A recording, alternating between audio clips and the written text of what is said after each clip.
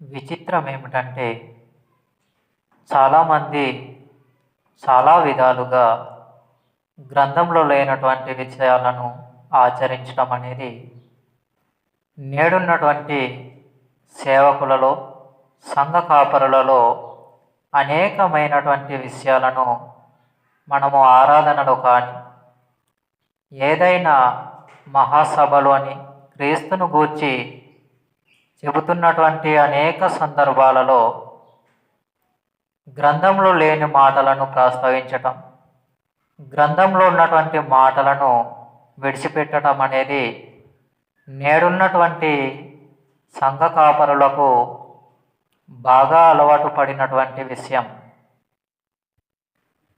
ఆలోచన చేయగలిగినప్పుడు గ్రంథంలో లేని విషయాలను మాట్లాడటానికి లేదు, గ్రంథంలో ఉన్న విషయాలను తీయటానికి లేదు. ఈ విషయాలను మనం ప్రారంభంలో నుంచి ఆలోచన చేస్తూనే వస్తున్నాం. అయినప్పటికీ నేడున్నటువంటి క్రైస్తవ సమాజాన్ని ముందుకు కొనసాగిస్తున్నటువంటి సంఘ కాపరులు అనేక పరిపరి విధాలుగా గ్రంథంలో ఉన్న మాటలను వక్రీకరించటం, గ్రంథంలో ఉన్నటువంటి మాటలను లేనట్టుగా మాట్లాడటం అనేది మనకు బాగా తెలిసినటువంటి విషయం. అయితే వాస్తవానికి మనం ఆలోచన చేయగలిగినప్పుడు గ్రంథంలో ఏం చెప్పబడుతుంది, గ్రంథంలో ఏ విధంగా వ్రాయబడింది అనేటటువంటి విషయాలను మనము మనసు పెట్టి ఆలోచన చేయాలి. ఎందుకంటే చాలామంది సహోదరులు మాట్లాడుతున్నటువంటి మాటలు వింటున్నప్పుడు చాలా బాధ కలుగుతుంది. ఎందుకనంటే గ్రంథంలో లేని విషయాలను ప్రస్తావించటం, గ్రంథంలో ఉన్నటువంటి విషయాలను విడిచిపెట్టడం, ఇది దేవుడు చేయమని మనకు చెప్పలేదు. గ్రంథంలో తెలిసినటువంటి విషయాలు, మీరు ధ్యానించినటువంటి విషయాలనే సంఘంలో బోధించాలి. ఏ విషయాలైతే మీరు ధ్యానించారో, ఏ సంఘటనలు అయితే మీరు చదివి మీకు మీరుగా సిద్ధపడి ధ్యానం చేసుకున్న తర్వాత దేవునితో సహవాసాన్ని కలిగి ఉండి ప్రార్థన పూర్వకంగా మీరు సిద్ధపడిన తర్వాత ఆ యొక్క విషయాలను, సంఘటనలను, గ్రంథంలో వ్రాయబడినటువంటి విషయాలు ఏవైనా ఆ విషయాలు సంఘంలో బోధించాలి అనుకున్నప్పుడు వాటిని మాత్రమే ముందుగా సిద్ధపడాలి. అలా సిద్ధపడి సంఘంలో ఉంటున్నటువంటి సంఘ విశ్వాసులకు బోధించాలి. కానీ ఆ విధముగా కాకుండా ఏదో సంఘం ముందుకు వెళ్ళి నిలవబడటం, సంఘం అందరూ చూసేలా కనిపించేలా అనేకమైనటువంటి పరిపరి విధాలుగా ఆకర్షణీయమైనటువంటిదిగా కంటికి కనిపించే విధంగా సిద్ధపడటం, ఇది ప్రాముఖ్యమైనది కాదు. దీనికంటే ప్రాముఖ్యమైనది గ్రంథంలో వ్రాయబడినటువంటి మాటల ప్రకారం ఒక సేవకుడు సంఘాన్ని నడిపించే సంఘ కాపరి మాట్లాడగలుగుతున్నాడా లేదా, ఇది చాలా ప్రాముఖ్యమైనటువంటి విషయం. కాబట్టి ఎవరైనా కూడా గమనించవలసిన విషయం ఏమిటంటే గ్రంథంలో వ్రాయబడినటువంటి మాటలు ఉన్నది ఉన్నట్టుగా మాట్లాడగలిగేటటువంటి విధానాన్ని ప్రతి ఒక్కరూ కూడా నేర్చుకోవాలి. గ్రంథంలో లేని విషయాలను ప్రస్తావించకూడదు, గ్రంథంలో వ్రాయబడని విషయాలను చెప్పకూడదు. గ్రంథంలో ఏవైతే చెప్పమని, ఏవైతే నేర్చుకోవాలని, వేటినైతే పాటించాలని ఉందో అట్టి విధముగానే చేయాలి. కానీ లేని విషయాలను సంఘంలో తీసుకొచ్చి బోధించడానికి లేదు. అలా అని గ్రంథంలో ఉన్న విషయాలను తీసి సంఘంలో బోధించటానికి లేదు. ఈ విధంగా దేవుడు మనకు చెప్పలేదు. కాబట్టి గ్రంథంలో ఏ విధంగా అయితే ఉందో, గ్రంథంలో ఏ విధంగా అయితే వ్రాయబడిందో దాని ప్రకారంగానే మనం నేర్చుకుంటూ సిద్ధపడుచు సంఘంలో బోధించటానికి దేవుని చిత్త ప్రకారంగా మనము ప్రార్థన పూర్వకంగానే సిద్ధపడాలి. ఒక సంఘ కాపరి అయినా, సంఘాన్ని నడిపించేటటువంటి సేవకులు ఎవరైనప్పటికీ చాలా జాగ్రత్తగా మనం గ్రంథంలో ఉన్నటువంటి మాటలను ఆలోచన చేయవలసినదిగా కోరుచున్నాను. ఎందుకంటే గ్రంథంలో లేని విషయాలు బోధించడం ద్వారా సంఘం అనేది దేవునికి దూరం అవుతుంది. సంఘ విశ్వాసం అనేది సంఘంలో ఉంటున్నటువంటి సంఘ విశ్వాసులు వారి జీవితంలో ఉన్నటువంటి ఆత్మీయ విశ్వాసం అనేది కోల్పోవటం అనేది జరుగుతుంది. కాబట్టి ప్రారంభంలో సంఘాన్ని నడిపించేటటువంటి సేవకులుగా, సంఘాన్ని కొనసాగిస్తున్నటువంటి సంఘ కాపరులుగా ఎవరైతే సంఘాన్ని కొనసాగించటానికి, సంఘాన్ని ఆత్మీయంగా ఎదగటానికి సహకారులుగా ఉన్నారో వారందరూ కూడా గ్రంథంలో ఉన్నటువంటి మాటలని నేర్చుకొని సంఘంలో బోధించటానికి సిద్ధపడాలి, సంఘంలో చెప్పటానికి సిద్ధపడాలి. గ్రంథంలో లేని విషయాలు చెప్పటం వలన, గ్రంథంలో ఉన్నటువంటి విషయాలు తీయటం వలన సంఘం అనేది ఆత్మీయంగా బలహీనపరచబడుతుంది. కాబట్టి గ్రంథంలో ఉన్నటువంటి మాటలు ఉన్నవి ఉన్నట్టుగానే బోధించాలి. ఉన్నదానిని లేనట్టుగా బోధించటం, లేని దానిని ఉన్నట్టుగా బోధించటం అనేది వాక్య విరుద్ధమైనటువంటి కార్యక్రమం. కాబట్టి అటువంటివి ఏవి కూడా చేయటానికి గ్రంథం మనకు చెలయ్యలేదు, దేవుడు మనకు చెప్పలేదు. కాబట్టి ప్రతి ఒక్కరు కూడా గమనించవలసిన విషయం ఏమిటంటే, ఒక సంఘాన్ని నడిపించే సేవకులు, ఒక సంఘాన్ని నడిపించే సంఘ కాపరులు గ్రంథంలో వ్రాయబడినటువంటి మాటల ప్రకారంగానే సంఘాన్ని ముందుకు కొనసాగించాలి. ఈ విషయాన్ని ఎప్పుడైతే గమనించగలుగుతారో అటు తర్వాతనే సంఘాలన్నీ కూడా ఆత్మీయంగా దేవునిలో ఎదగటానికి అవకాశం ఉంది. దేవుని నుండి కోల్పోతున్నాము, ఆత్మీయ జీవితాన్ని దేవునికి ఇష్టమైన జీవితంగా మార్చుకోలేకపోతున్నాము అని అంటే కారణం ఏంటి? సత్యమైనటువంటి సత్యవాక్య గ్రంథంలో మాటలు ఉన్నది ఉన్నట్టుగా చెప్పకపోవటం, లేదా ఉన్నది ఉన్నట్టుగా నేర్చుకోకపోవటం, విని విడిచిపెట్టేయటం, ఇలాంటివి సంఘంలో ఎన్నో జరుగుతున్నాయి. కాబట్టి మనం గమనించవలసినటువంటి విషయం ఏమిటంటే, ప్రాముఖ్యంగా గ్రంథంలో ఉండేటటువంటి అనేకమైనటువంటి విషయాలు, గ్రంథంలో ఉన్నటువంటి అనేకమైనటువంటి సంగతులు, ప్రతి విషయాన్ని కూడా మనం క్షుణ్ణంగా పరిశీలన చేయగలుగుతూ దేవుడిచ్చినటువంటి ఆయుష్కాల జీవితంలో దేవుని కోసం ఉన్నతంగా పనిచేయగలిగేటటువంటి కుమారులు కుమార్తెలుగా ఈ భూమి మీద మనం ఎదగటానికి, ఈ భూమి మీద మనం బ్రతకటానికి ఆలోచన చేయగలగాలి. ఎందుకంటే దేవుడు మహోన్నతుడు, ఆయన పరలోకంలో ఉన్న గొప్పవాడు. కనుక భూమి మీద ఉన్న మనం గ్రంథంలో ఉన్నటువంటి మాటలను ఆయన ఏ రీతిగా నేర్చుకోమని సెలవిచ్చారో ఆ రీతిగానే నేర్చుకోవాలి. ఏది ఎంతవరకు చెప్పాలి అని గ్రంథంలో వ్రాయించారో అది అంతవరకే చెప్పాలి. లేని విషయాన్ని ప్రస్తావించడానికి లేదు. సంఘాలలో ఎక్కువగా ఇలాంటివి జరగటం వలన సత్యవాక్యం కనుమరుగైపోతుంది. సత్యం అనేది సంఘ విశ్వాసులు నేర్చుకోలేకపోతున్నారు. గ్రంథంలో ఒక మాట తీశారు అని అంటే గ్రంథంలో ఉన్నటువంటి మాటలను చదవటానికి బాగానే చదువుతారు, కానీ దానిని వివరించే విధానంలో చాలా పొరపాట్లు అనేవి జరుగుతున్నాయి. కాబట్టి జాగ్రత్తగా క్షుణ్ణంగా పరిశీలన చేస్తూ గ్రంథంలో ఉన్నటువంటి మాటలు ఉన్నది ఉన్నట్టుగా చదివి ప్రార్థన పూర్వకంగా సిద్ధపడి సంఘానికి బోధించాలని నేను సంఘ కాపరులకును సేవకులకును కోరుకుంటా ఉన్నాను. సంఘం బలపరచబడాలి అని అంటే సంఘంలో ఎవరైతే నాయకులుగా, సంఘ కాపరులుగా, సేవకులుగా ఉండి పనిచేస్తున్నారో వారి ఆత్మీయ జీవితాలు గ్రంథంలో ఉన్నటువంటి మాటలతో కట్టబడాలి.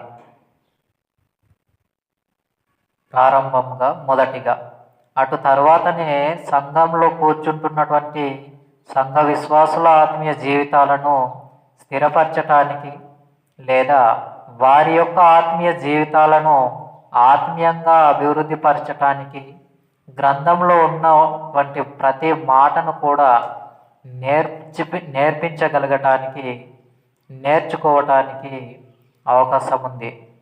కాబట్టి గ్రంథం ఏం చెబుతుందో అది చేయాలి. గ్రంథం ఎక్కడ మాట్లాడితే అక్కడ మాట్లాడాలి. గ్రంథం ఎక్కడ మౌనంగా ఉంటే అక్కడ మనము కూడా మౌనంగానే ఉండాలి. దేవుడు ఎక్కడ మాట్లాడమని ఆజ్ఞాపిస్తే అక్కడ మాట్లాడాలి.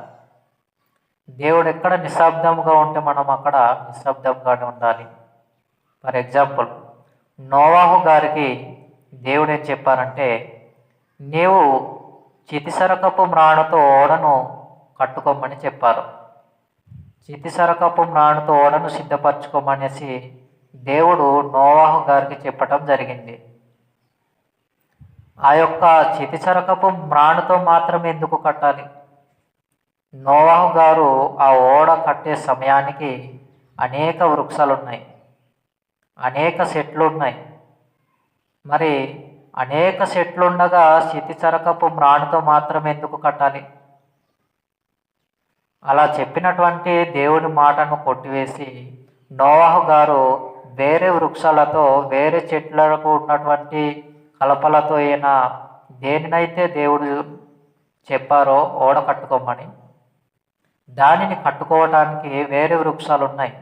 కానీ దేవుడు చెప్పినటువంటి మాట ప్రకారంగానే చేయాలి. కాబట్టి నోవాహు గారు ఏం చేశారంటే, చితిసరకపు మ్రాణుతో మాత్రమే ఓడను నిర్మించుకోవటం అనేది జరిగింది. చితిసరకపు మ్రాణుతో మాత్రమే ఓడను సిద్ధపరచుకోవటం అనేది జరిగింది. వేరే దానితో ఓడ నిర్మించుకోవటానికి నోవాహు గారికి అవకాశం ఉంది. కానీ దేవుడు చెప్పిన మాట ప్రకారంగానే నోవాహు గారు చేశారు. కాబట్టి మనం కూడా ఏం చేయాలి? గ్రంథంలో దేనినైతే దేవుడు చెప్పారో దానిని మాత్రమే చేయాలి. గ్రంథంలో లేని విషయాలను, గ్రంథంలో వ్రాయబడినటువంటి మాటలను మనం సంఘంలో తీసుకురావటానికి, సంఘంలో బోధించటానికి లేదు. కాబట్టి ప్రతి విషయాన్ని కూడా క్షుణ్ణంగా పరిశీలన చేయాలి. గ్రంథం కూడా మనకు అదే చెబుతుంది. యెషయా గ్రంథంలో మనం ఆలోచన చేయగలిగితే 34వ అధ్యాయం 16వ వచనంలో, యెషయా గ్రంథం 34వ అధ్యాయము 16వ వచనంలో, యెహోవా గ్రంథమును పరిశీలించి చదువుకొనుడి అని. పరిశీలించి చదువుకోవాలి. పరిశీలించి చదువుకోగలిగితేనే మనకు గ్రంథంలో ఏం రాయబడిందో బాగా అర్థం చేసుకోవటానికి అవకాశం ఉంది. కానీ ఇలాంటి పరిశీలన లేక గ్రంథంలో ఉన్నటువంటి మాటను చదివి బయట విషయాలను అనేకమైనటువంటి పరిపరి విధాలుగా బోధించటం అనేది నేడున్నటువంటి సంఘ కాపరులలో జరుగుతున్నటువంటి పొరపాటు. గ్రంథంలో ఉన్న మాటలు తీయటం, ఆ మాటలను చదవటం, ఆ మాటలు చదివిన తర్వాత ఎక్కడో జరిగినటువంటి ఇన్సిడెంట్స్, ఎక్కడో జరిగినటువంటి సంఘటనలు, కామెంట్స్, కామెడీ ఇలాంటివి అనేక రకాలుగా సంఘంలోనికి తీసుకువచ్చి బోధించటం, చదివినటువంటి వాక్య భాగాన్ని పక్కన పెట్టేయటం, ఇలాంటి కార్యక్రమాలు సంఘంలో జరుగుతున్నాయి. సంఘంలో ఎలా జరుగుతున్నాయనంటే, సంఘ కాపరులుగా ఉన్నటువంటి వారు బోధించటం ద్వారా అలా చేస్తే అటు తర్వాత సంఘస్థులకు ఏమర్థమవుతుంది, వింటున్న విశ్వాసులకు ఏమర్థమవుతుంది అని అంటే, తీసి చదివినటువంటి గ్రంథంలో ఉన్న మాటలు గుర్తుండవు. కానీ ఏ ఒక్క విషయాన్నైతే జరిగిన సంఘటనగా ఒక కామెడీగా ఇతను బోధించారో ఆ మాటలే సంఘ విశ్వాసుడు ముగించిన తరువాత కూడా బయటకు వెళ్ళి ఈ యొక్క కామెడీ చెప్పటం జరిగింది ఈరోజు. దీనిని బట్టి మాకు బాగా ఆనందంగా ఉంది, చాలా సంతోషంగా ఉంది, బాగా నవ్వుకున్నాం, కామెడీ బాగుంది అనేసి ఈ విధమైనటువంటి మాటలే ఎక్కువగా మాట్లాడుకోవటం అనేది జరుగుతుంది. కానీ ఈరోజు నేను ఆరాధనకు వెళ్ళాను, గ్రంథంలో ఉన్నటువంటి మాటలు ఆత్మీయంగా బలపరచబడే విధంగా బోధించారు సేవకులు. దేవుడు సేవకుని ద్వారా చక్కనైనటువంటి మాటలను మాకు అందించారు. ఆ మాటలు విన్నాం. ఈ మాటల ద్వారానే మా ఆత్మీయ జీవితాలను కట్టుకోవాలనుకొని నా యొక్క జీవితాన్ని నేను తీర్మానాన్ని తీసుకున్నాను అని ఏ ఒక్క విశ్వాసి కూడా, సంఘ విశ్వాసంలో ఉన్నటువంటి ఏ విశ్వాసులు కూడా మాట్లాడటం లేదు. కారణం, సంఘంలో బోధ అనేది బొలత పడిపోయింది. సంఘంలో బోధ అనేది తారుమారైపోయింది. సత్యాన్ని సత్యంగా బోధించటం లేదు. ఉన్నది ఉన్నట్టుగా చెప్పటం లేదు. అందుకే యోహాను సువార్త 17వ అధ్యాయము 17వ వచనంలో, యోహాను సువార్త 17వ అధ్యాయము 17వ వచనంలో మనం చూడగలిగితే, సత్యమందు వారిని ప్రతిష్ఠించుడి, నీ వాక్యమే సత్యము. సత్యంలోనే సంఘాన్ని ప్రతిష్ఠించాలి. ఒక నాయకుడు, ఒక సేవకుడు, ఒక సంఘ కాపరి సంఘాన్ని సత్యమందు స్థిరపరచాలి. సత్యవాక్యాన్ని బోధించి సంఘాన్ని బలపరచాలి. బండ మీద పునాది వేయబడినటువంటి ఒక గృహము వలె మన ఆత్మీయ జీవితం ఉండాలి. అలా ఉండాలి అని అంటే సంఘంలో బోధిస్తున్నటువంటి బోధకుడు, సంఘంలో సంఘానికి వాక్యాన్ని అందించేటటువంటి సంఘ కాపరి ఉన్నతమైనటువంటి గ్రంథంలో వ్రాయబడిన మాటలు ఉన్నవి ఉన్నట్టుగానే బోధించాలి. సత్యాన్ని బోధించాలి, సత్యాన్ని చెప్పాలి. అలా ఎప్పుడైతే చెప్పగలుగుతారో అటు తర్వాతనే విశ్వాసులు, సంఘంలో కూర్చుంటున్నటువంటి ప్రతి ఒక్కరు కూడా గ్రంథంలో ఉన్న మాటలు ఆలోచన చేయటానికి, వాటి ప్రకారంగా బ్రతకటానికి, వెంబడిస్తూ జీవించటానికి అవకాశం అనేది ఉంది. కానీ ఆ విధంగా బ్రతకటం లేదు, ఆత్మీయంగా ఎదగటం లేదు, ఆత్మీయత జీవితంలో ఫలింపు లేదు అని అంటే బోధ అనేది ఎలా ఉందో కూడా ఒక సంఘాన్ని నడిపించగలుగుతున్నటువంటి సంఘ కాపరి ప్రాముఖ్యముగా చాలా జాగ్రత్తగా గమనించాలి. ఒక సంఘాన్ని నడిపిస్తున్న నాయకుడిని నేను, ఒక సంఘాన్ని నడిపించేటటువంటి సంఘ కాపరిని నేను సంఘాన్ని ఏ విధంగా దేవునికి సమీపంగా చేయాలి, వాక్యాన్ని ఏ విధంగా విశ్వాస జీవితాలలో నాటింపజేయాలి, ఆత్మీయంగా ఏ విధంగా వీరికి ఎదుగుదలను కల్పించాలి, ఇది సంఘ కాపరి యొక్క ఆలోచన విధానం. ఇలా ఆలోచన చేస్తూ ప్రార్థన పూర్వకంగా సిద్ధపడుతూ సంఘానికి ఉన్నది ఉన్నట్టుగానే బోధించాలి గ్రంథంలో మాటలు. అలా బోధించగలిగితే సంఘం అనేది ఆత్మీయంగా అభివృద్ధి పరచబడటానికి అవకాశం ఉంది. అనేకమైనటువంటి స్వార్థ కార్యక్రమాలను చేయగలగాలి. అనేకమైనటువంటి ఆత్మ సంబంధమైన కార్యక్రమాలను చేయగలగాలి. అలా చేయగలిగితే మన ఆత్మీయ జీవితం అనేది దేవునితో సంబంధాన్ని కలిగి ఉన్నట్టు. ఒక సంఘ కాపరిగా, సంఘ విశ్వాసులుగా మనమందరము కూడా గ్రంథాన్ని ప్రతిదినము చదవాలి. ప్రతిదినము చదువుచు దానిలో వ్రాయబడినటువంటి మాటలను గమనించగలగాలి. దేవుడు మన నుండి కోరుకుంటున్నటువంటిది ఏమిటి అనంటే మన హృదయం. నా కుమారుడా, నీ హృదయమును నాకు ఇమ్ము అంటున్నాడు. కాబట్టి మన యొక్క హృదయాన్ని దేవునికి ఇవ్వాలి. మన యొక్క హృదయ ఆలోచనలను దేవునికి సమర్పించాలి. ఈ యొక్క దేహం దేవుని పనిలో అలసి సొలసిపోయేలా పనిచేయాలి. కాబట్టి గమనించాలి. రోమపత్రిక 12వ అధ్యాయము మనం ఆలోచన చేసినప్పుడు మొదటి 2 వచనాలు మనం ఆలోచన చేయగలిగితే మన మనసు మారాలి అని 2వ వచనంలో, మొదటి వచనంలో సజీవ యాగముగా మీ శరీరములను దేవునికి సమర్పించుకొనుడి. ఒక సంఘ సేవకునిగా, ఒక సంఘాన్ని నడిపించే సంఘ విశ్వాసులను నడిపించగలిగే ఒక సేవకునిగా, సంఘ కాపరిగా మన ఆత్మీయ జీవితాన్ని, మన దేహాన్ని దేవునికి సమర్పించుకోవాలి.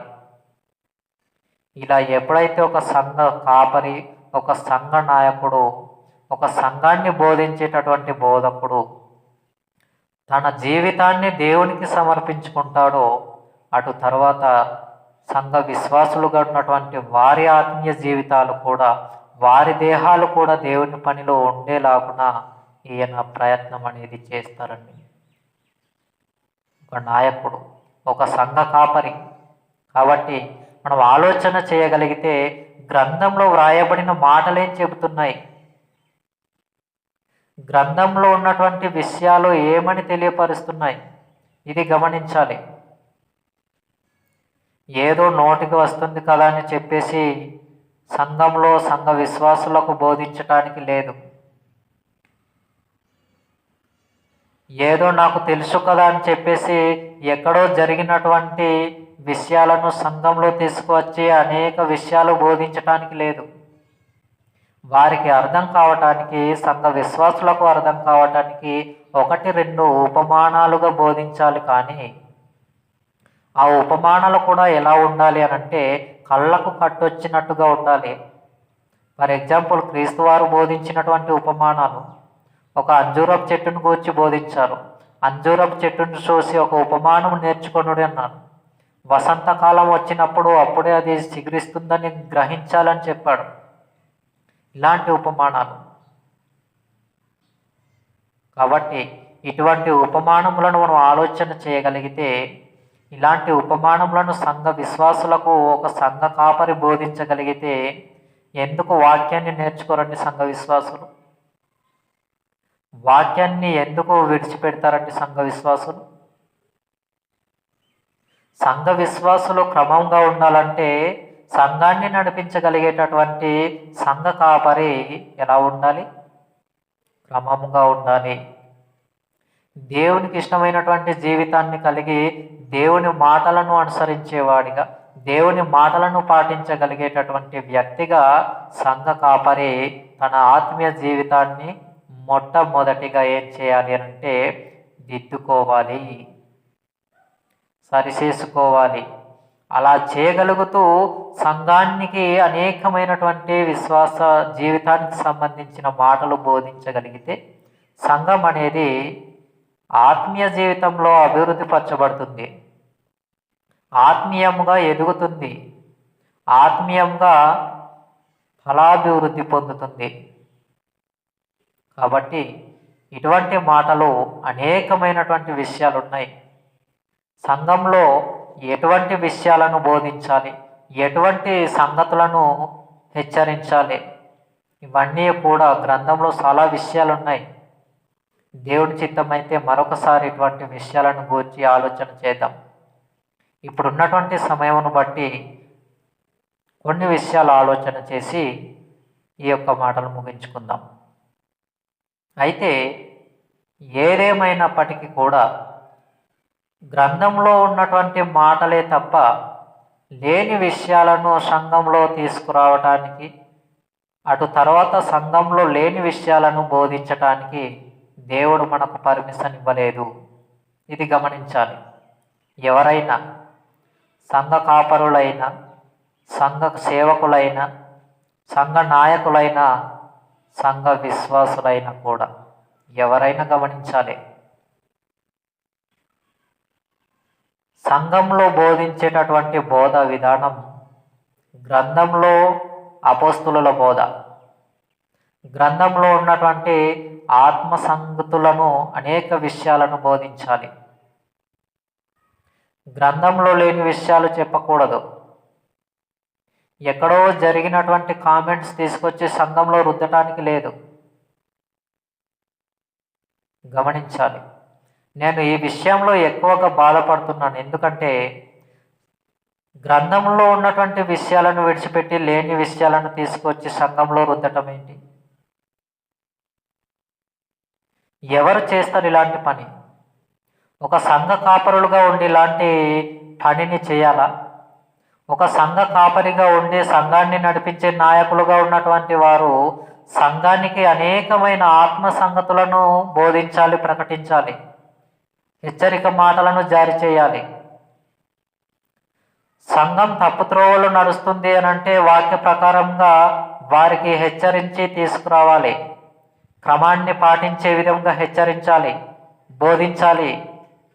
ఇది సంఘంలో సంఘ నాయకునికి లేదా సంఘ కాపరికి ఉండవలసినటువంటి ఒక లక్షణం. అంతేకాని లేని విషయాలను రుద్ది సంఘంలో బోధించి సంఘ విశ్వాసులను భ్రమపరిచి ఆ యొక్క విశ్వాస జీవితంలో ఉన్నటువంటి వారిని కూడా దేనిని నమ్మాలో దేనిని నమ్మకూడదో తెలియనటువంటి అమాయక స్థితిలోనికి తీసుకువెళ్ళిపోతున్న అనేక మంది ఉన్నారు. సంఘంలో లేని విషయాలను బోధించేవారు, సంఘంలో ఉన్నది ఉన్నట్టుగా చెప్పకుండగా, గ్రంథంలో వ్రాయబడినటువంటి మాటలు ఉన్నది ఉన్నట్టుగా చెప్పకుండగా, సంఘ క్రమాన్ని పాటించకుండగా గ్రంథంలో లేని విషయాలను బోధించేవారు ఎందరో ఉన్నారు. జాగ్రత్తగా గమనించగలిగితే నేనే కాదండి, దేవుడు కూడా నాకంటే ఎక్కువగా బాధపడతాడు ఇటువంటి విషయాలను బోధించడం ద్వారా. దేవుని మనసును మనం ప్రాముఖ్యంగా తెలుసుకోవాలి. దేవుని మనసు మనకు అర్థం కావాలి. ఒక మనిషికి వాక్యాన్ని బోధిస్తున్నామంటే లేదా ఒక సంఘంలో వాక్యాన్ని బోధిస్తున్నామనంటే ఆ వాక్య పరిశీలన, ఆ హెచ్చరిక మాటలు ఎలా ఉండాలి? ఆత్మీయ జీవితంలో నేను ఇంకా ముందుకు కొనసాగాలి అన్న ఆలోచన వింటున్నటువంటి వారికి రావాలి. నిజంగా అనేక మంది ఆత్మీయ వీరుల, విశ్వాస వీరుల జీవితాలను మనం ఆలోచన చేసినప్పుడు గ్రంథంలో చాలామంది ఉన్నారు. రంపములతో కోయబడిన వారు ఉన్నారు, శిరఛేదనం చేయబడిన వారు ఉన్నారు, రాళ్లతో కొట్టబడిన వారు ఉన్నారు. ఏమండి, అనేకమైనటువంటి విషయాలు ఇటువంటివి ఉన్నాయి. ఈ విషయాలన్నీ కూడా గ్రంథంలో వ్రాయబడిన వీటిని గూర్చి బోధించరు సంఘంలో. ఎక్కడో ఏదో జరిగింది దానిని తీసుకొచ్చి సంఘంలో బోధించటం. గ్రంథంలో లేని విషయాలు సంఘంలో బోధించమని ఎవరు చెప్పారు మీకు? గ్రంథంలో లేనటువంటి విషయాలను సంఘంలో తీసుకువచ్చి హెచ్చరిక మాటలుగా జారీ చేయాలని దేవుడు ఏమైనా చెప్పారా? లేదా గ్రంథంలో ఏమైనా వ్రాయబడిందా? ఇటువంటి విషయాలు ఏవి గ్రంథంలో లేవు, దేవుడు కూడా చెప్పలేదు. మరి ఎందుకు ఇలాంటి బోధిస్తున్నారు? ఫాలోవర్స్ కావాలనా? ఫాలోవర్స్ కోసమా? నా మాటలు బాగున్నాయి కాబట్టి నేను ఆకర్షితునిగా ఉండాలన్న ఆలోచనను కలిగి బోధిస్తున్నారా? నేను ఈ యొక్క మాటల ద్వారా సంఘ కాపరులను, సంఘ నాయకులను, సంఘాన్ని నడిపించేటటువంటి సేవకులను కించపరచాలని కాదు, వారిని బాధ పెట్టాలని కాదు. కానీ ఈ విధమైనటువంటి మాటలు ఎవరైతే బోధిస్తున్నారో వారికి మాత్రమే పరిమితంగా నేను హెచ్చరిక మాటలుగా తెలియపరుస్తున్నటువంటి మాటలు. చాలామంది ఇటువంటి బోధను బోధిస్తూ సంఘాన్ని ఉన్నతమైనటువంటి వాక్య విరుద్ధమైనటువంటి స్థితిలోనికి తీసుకుపోతున్నారు. సంఘానికి వెలుపల తీసుకువెళ్ళిపోతున్నారు. సంఘానికి వెలుపలున్నటువంటి వారిని సంఘంలోనికి తీసుకురావాల్సినటువంటి సేవకులు, సంఘ కాపరులు లేని బోధను బోధించి సత్యాన్ని పక్కన పెట్టి సంఘంలో ఉన్నటువంటి వారిని సంఘానికి వెలుపల తీసుకువెళ్తున్నటువంటి పరిస్థితి. ఇది చేయమని చెప్పలేదు దేవుడు, ఇది చేయమని చెప్పలేదు. మరి మనం ఎలా సంఘ విశ్వాసులుగా ఉండాలి? గ్రంథం ఏం చెప్పింది అని అంటే అపొస్తల కార్యములు 2వ అధ్యాయం, అపొస్తల కార్యములు 2వ అధ్యాయం 42వ వచనం. వీరు అపొస్తలుల బోధ యందును, సహవాసమందును, రొట్టె విరుచుట యందును, ప్రార్థన చేయుట యందును ఎడతెగక ఉండిరి. ఎవరు? బాప్తిస్మం పొందినటువంటి వారు, ఇంచుమించు 3000 మంది చేర్చబడినటువంటి వారు, సంఘంలోనికి ప్రవేశించినటువంటి వారు. వారు ఎలా ఉన్నారు అని చెప్తున్నాడంటే అపోస్తుల బోధ యందును సహవాసమందును రొట్టె విరుచుట యందును ప్రార్థన చేయుట యందును ఎడతెగక ఉండిరి అంటే క్రమాన్ని తప్పలేదు, క్రమాన్ని పాటిస్తున్నారు అని అర్థం. కాబట్టి ఈ విధంగా సంఘం ఉండాలి. సంఘం అనేది అపోస్తుల బోధ ప్రకారంగానే ఉండాలి. సంఘం అనేది క్రీస్తు సంఘం అనేది అపోస్తుల బోధ మాటల ప్రకారంగానే, ఆ బోధ ప్రకారంగానే ఉండాలి.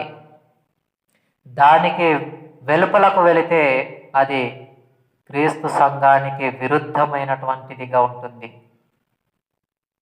అపోస్తుల బోధను పక్కన పెడితే అది సత్యమైనటువంటి సత్యవాక్య గ్రంథంలో ఉన్నటువంటి వాక్యంలో ఉన్నటువంటి మాటలకు విరుద్ధంగానే ఉంటుంది. క్రమం చాలా ప్రాముఖ్యం. క్రమం అనేది మీకు అర్థం కావటానికి ఫర్ ఎగ్జాంపుల్, ఇప్పుడు ఉదయం 6 గంటలకు సూర్యుడు ఉంది. సూర్యుడు ఏం చేస్తుంది? ఉదయము అని అనగానే ఉదయిస్తుంది. తూర్పున సూర్యుడు ఉదయిస్తుంది. క్రమం అనే దానికి ఎగ్జాంపుల్ మీకు అర్థం కావటానికి, సూర్యుడు చూస తప్పకుండా దేవుడు చెప్పిన మాట ప్రకారంగానే ఏం చేస్తుంది అని అంటే, ఉదయాన్నే వచ్చేసరికి సూర్యుడు ఉదయిస్తుంది తూర్పున, సాయంత్రం అయ్యేసరికి మరలా అస్తమిస్తుంది పడమర దిక్కున. కాబట్టి మనం ఆలోచన చేయగలిగితే సూర్యుడు చూచ తప్పకుండా దేవుడిచ్చిన మాట ప్రకారంగా దేవుడు చెప్పిన రీతిగానే క్రమాన్ని పాటిస్తుంది. గమనించాలి. సృష్టి ఒక క్రమాన్ని పాటిస్తూ ఉన్నప్పుడు ఆ సృష్టిలో జరుగుతున్నటువంటి పరిస్థితులను బట్టి వాటిని చూసినప్పుడు ఒక సంఘ కాపరిగా గ్రంథంలో వ్రాయబడిన మాటలను మనం అర్థం చేసుకోలేమా? గ్రంథంలో వ్రాయబడిన మాటలు మనం పాటించలేమా? గ్రంథంలో చెప్పబడిన రీతిగా మన జీవితాన్ని మనం దిద్దుకోలేమా? మనం సరిచేసుకుని బ్రతకటానికి అవకాశం లేదా? ఉంది. కానీ అవకాశం ఉన్నా సరే దానిని విడిచిపెట్టేస్తున్నాం. ఇది మనకున్నటువంటి దుష్ట ఆలోచన, చెడు తలంపు, చెడ్డ ఆలోచన. గ్రంథంలో లేని విషయాలను ఆస్వాదించుకుంటూ పాటించటానికి సిద్ధపడుతున్నప్పుడు, గ్రంథంలో లేని విషయాలను పాటించటానికి సిద్ధపడుతున్నప్పుడు గ్రంథంలో ఉన్నటువంటి మాటలను పాటించటానికి సిద్ధపడాలి. గ్రంథంలో ఉన్న విషయాలు పాటించాలి. గ్రంథంలో దేవుడు దేనినైతే పాటించమని చెప్పారో దానిని పాటించాలి. లేని విషయాలను పాటించటం కాదు, ఉన్న విషయాలను పాటించాలి. గ్రంథం ఏది పాటించమని చెప్పిందో, దేవుడు ఏది చేయమని చెప్పారో దానిని చేయాలి, అదే పాటించాలి. కాబట్టి మనం ఆలోచన చేయగలిగితే సంఘముగా మనం ఎలా ఎదుగుతున్నాం? సంఘానికి ఒక కాపరిగా ఉన్నటువంటి ఒక నాయకుడు లేదా సంఘ సేవకుడు మనకు బోధించేటటువంటి బోధ విధానంలో ఏమైనా లోపాలు ఉన్నాయా? దర్శించుదాం, ఆలోచన చేద్దాం. ఇది మనం ఆలోచన చేయవలసినటువంటి విషయం. గ్రంథంలో అనేక విషయాలు ఉన్నాయి. దేవుని చిత్తమైతే మరొకసారి కలుద్దాం.